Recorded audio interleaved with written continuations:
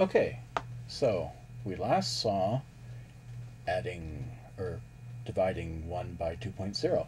Now we're going to add a 10. And you're going to see something that makes Smalltalk unique. Not necessarily in a good way, just unique. So what is the result of showing 1 divided by 2.0 plus 10?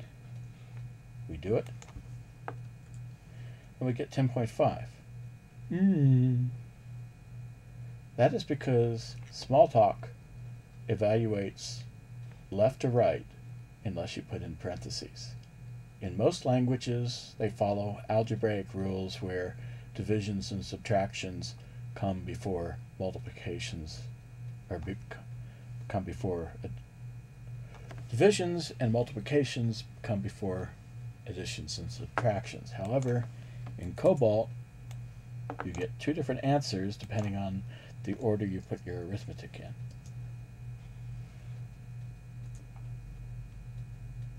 The first way, it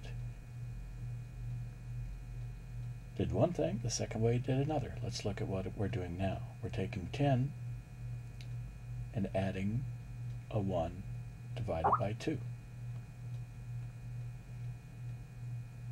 What is 10 plus 1 divided by 2? Well, that 10 plus 1 is 11 divided by 2 makes 5.5.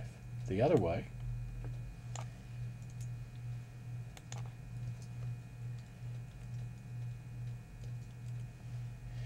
you have 1 divided by 2 plus 10. So 1 divided by 2.0 is 0.5 plus 10 makes 10.5.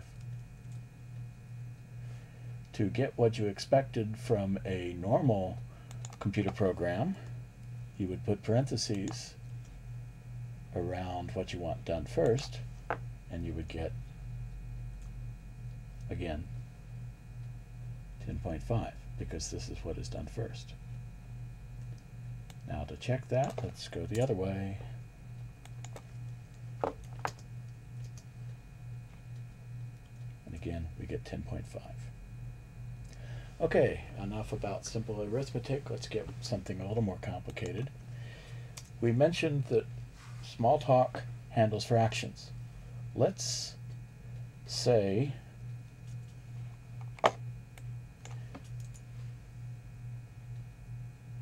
transcript show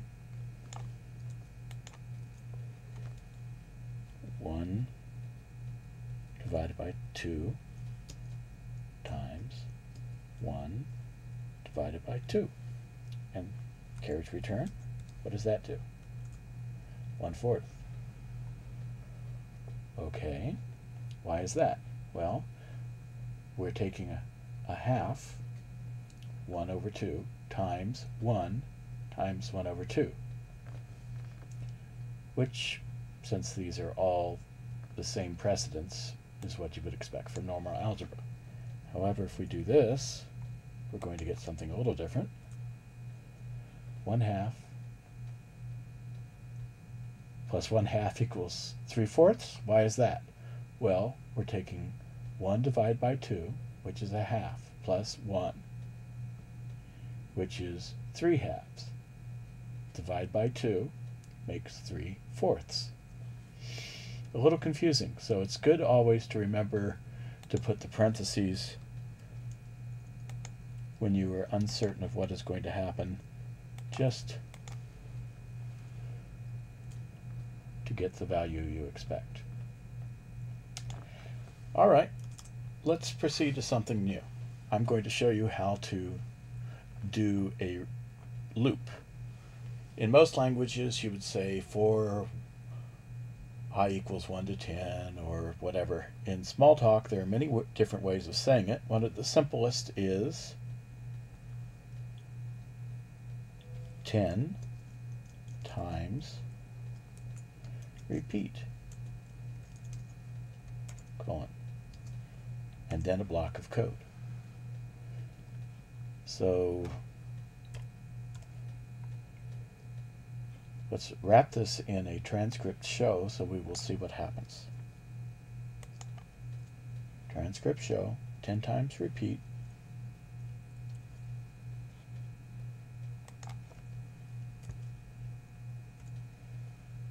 actually, let's do it the other way.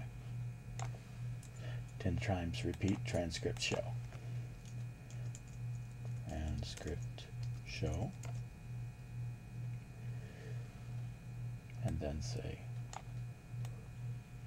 1 plus 1 carriage or 1/2 plus 1/2 carriage return. Cascade expected. All right.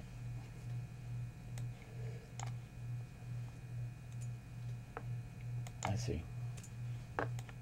We had a semicolon outside where there was nothing expecting it. This time, 1 plus 1, 1/2 plus 1/2 equals 1, and we do it 10 times, separated by carriage return. Let's do something a little more interesting. Let's say A colon equals 1/2. Now we're going to say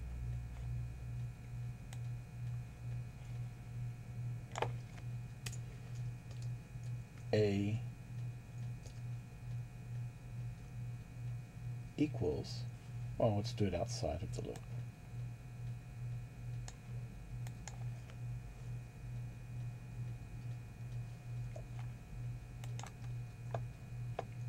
A colon equals A times A. So what is going to happen here? Well, we start 10 times repeat, do everything between these two square brackets. Transcript show A, carriage return. Just to make it a little easier to read. Transcript show A, carriage return. Now put the value of A times A back into A. Do it again. What happens if we do this entire routine? Well, that's interesting. Started out the first time we got 1/2 because we said A was equal to 1/2. Then we said A equals 1/2 times 1/2. Well, 1/2 times 1/2 is 1/4. So the second time through the loop, we showed the value of A, which is now 1/4. And then the value of A is a 16th, and then a 256, etc.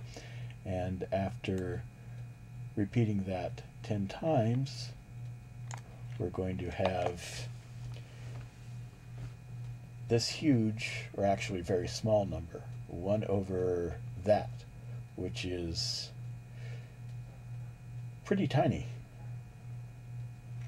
What the heck happened? We just basically did 2, 4, 16, 256. Every time through we were squaring the number.